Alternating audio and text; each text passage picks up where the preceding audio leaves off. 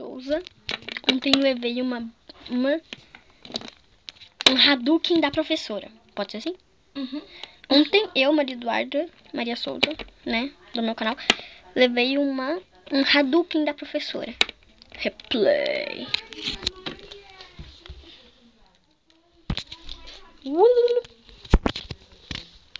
Então, né?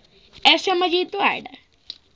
É. E essa é uma amiga da Maria Eduarda. É, vamos lá. Deixa que eu controlo, vai. Não, eu controlo o Hadouken, vai.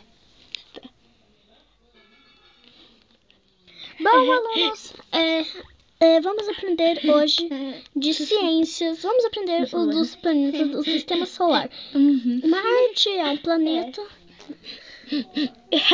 Júpiter também. Júpiter também é formado Nossa, por... é muito massa naquele vídeo, né? Peraí.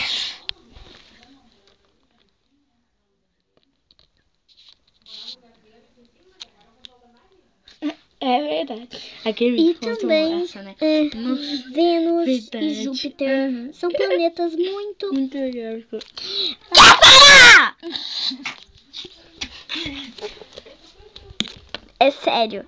Gente, é sério. Eu levei esse Hadouken aí. É sério, gente. Deixa eu explicar. Eu tava conversando com a minha amiga. Tipo, antes de tocar o sinal pra gente ir pra aula, eu tava, tipo, conversando com a minha amiga sobre ela ficou. Teve uns vivos ainda, tá? Até a professora morreu. Tá, deixa eu explicar aqui. Gente, eu, Maria Eduarda, né? Eu tava conversando com a minha amiga antes de bater o sinal pra gente ir pra aula.